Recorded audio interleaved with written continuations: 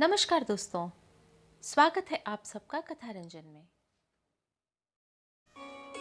कहानी शुरू करने से पहले आप सबसे एक नम्र निवेदन, चैनल को सब्सक्राइब और कहानी को लाइक करना ना भूलें। आज की कहानी है नारद मुनि का युधिष्ठिर को संदेश और जरासंध वध। एक दिन दरबार में राजा युधिष्ठिर सहित भीम, अर्जुन आदि सभी अपने अपने आसनों पर बैठे थे कि तभी नारद मुनि वहां आए और उन्होंने युधिष्ठिर को बताया, राजन, मैं स्वर्ग में तुम्हारे पिता पांडु से मिला था। उन्होंने तुम्हारे लिए एक संदेश भेजा है कि उनकी एक आखिरी इच्छा अधूरी रह गई थी।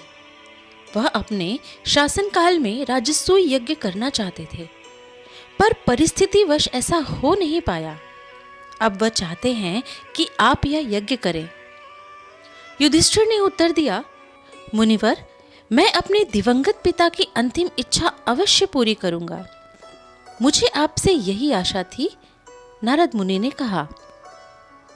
किंतु राजसूय यज्ञ करते हुए आपको विशेष सावधानी बरतनी होगी, क्योंकि आपके कई शत्रु हैं जो इस यज्ञ में व्यवधान डालने का प्रयत्न करेंगे। ऐसा कहकर नारद मुनि अंतर्ध्यान हो गए।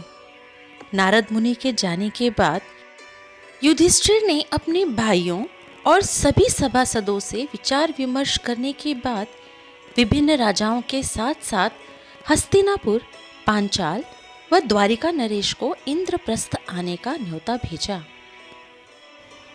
न्योता मिलते ही श्री कृष्ण इंद्रप्रस्थ पहुंचे। उनके आने से पांडव बहुत खुश थे। युधिष्ठिर ने श्री कृष्ण का स्वागत करने के बाद उनसे राजसूय यज्ञ के विषय में राय मांगी। श्री कृष्ण ने कुछ देर तक इस विषय पर सोचा और फिर युधिष्ठिर से कहा, राजन, राजसूय यज्ञ करने का आपका विचार अति उत्तम है, परंतु यज्ञ करने से पहले आपको मगध नरेश जरासंध का संहार करना होगा। वह एक पराक्रमी राजा है। उसने कई राजाओं को हराकर बंदी बनाया हुआ है।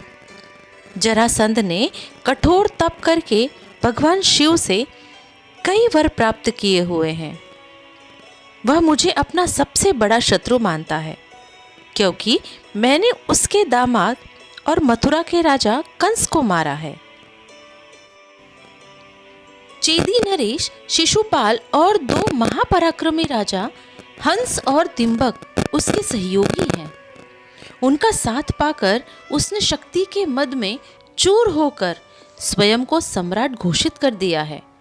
इसलिए आपके द्वारा राजसूय यज्ञ करने की घोषणा वह कभी सहन नहीं करेगा और यज्ञ में बाधा उत्पन्न करने का भरसक प्रयत्न करेगा। हम जरासंध को मारेंगे कैसे? युधिष्ठिर ने पूछा। श्री कृष्ण बोले, राजन, यह आप मुझ पर छोड़ दें। आप मेरे साथ सिर्फ भीम और अर्जुन को भेज दें। मैं जरासंध का संहार भीम द्वारा करवा दूंगा और उसकी दुर्गति देखकर बाकी राजा आपके सामने सिर उठाने का साहस नहीं कर पाएंगे। श्री कृष्ण ने यह कहते हुए युधिष्ठिर को जरासंध के जन्म की कहानी सुनाई। जरासंध के पिता राजा बृहद्रथ ने काशी की 2 राजकुमारियों से विवाह किया था, लेकिन उन्हें संतान प्राप्ति नहीं हुई। वे एक सिद्ध साधु के पास गए। साधु ने राजा को एक आम दिया और अपनी रानियों को खिलाने के लिए कहा। वह आम किसी एक रानी ने खाने के बजाय दोनों ने काटकर आधा आधा खा लिया। समय आने पर दोनों ने आधा आधा बच्चे को जन्म दिया। रानियों ने डर कर उन्हें फेंकवा दिया। जरा नाम की राक्षसी ने उन्हें उठाया और एक ही कपड़े में लपेट लिया। ऐसा करने पर दोनों भाग जुड़कर एक पूरा बच्चा बन गया। वह बच्चे को लेकर राज दरबार में पहुंची और राजा को पूरी बात बताई। रानियां भी उस समय वहीं पर थी इसलिए उन्होंने राजा को बताया कि यह उनका ही बच्चा है। बच्चे का नाम जरासंध रखा गया। तभी साधु वहां आए और उन्होंने जरासंध को आशीर्वाद देने के बाद राजा से कहा, तुम्हारे बेटे की मृत्यु सिर्फ तभी होगी जब इसके शरीर को चीरकर 2 विपरीत भागों में फेंका जाएगा। यह जानकर युधिष्ठिर श्री कृष्ण के साथ भीम और अर्जुन को भेजने के लिए मान गए। श्री कृष्ण, अर्जुन और भीम तीनों ब्राह्मणों का वेश धारण करके मगध की ओर चल पड़े। चैत्यक नामक पर्वत पर पहुंचकर उन्होंने वहां पर रहने वाले ब्राह्मणों पर आक्रमण कर दिया। ब्राह्मणों ने जरासंध के पास जाकर उन्हें सारी घटना विस्तार से बताई। राजा के लिए यह अपशकुन था, इसलिए उन्होंने एक पुरोहित के कथनानुसार राज्य को आपदाओं से दूर रखने के लिए एक यज्ञ किया। चैत्यक पर्वत से श्री कृष्ण, भीम और अर्जुन यज्ञ वाले स्थान पर पहुंचे।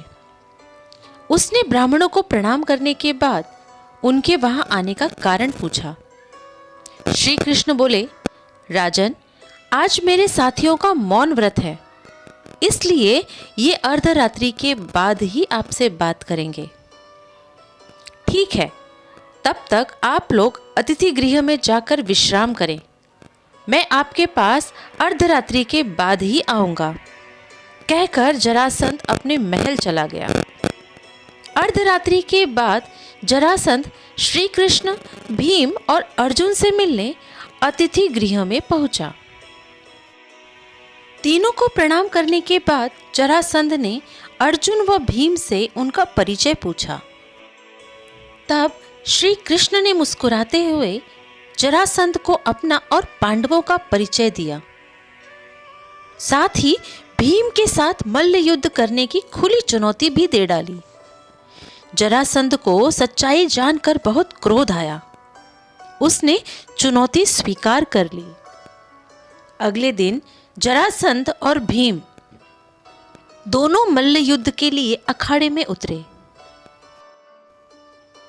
उनके बीच 13 दिन तक भयंकर युद्ध हुआ। 14वें दिन युद्ध का परिणाम न निकलता देख श्री कृष्ण ने युक्ति से काम लिया। उन्होंने एक पत्ता उठाया और उसे बीच से चीरकर 2 विपरीत दिशाओं में फेंक दिया। यह देखकर भीम ने जरासंध को पटखनी दी और उसे दोनों टांगों के बीच से चीरकर अलग अलग दिशाओं में फेंक दिया। इस प्रकार जरासंध का अंत हुआ।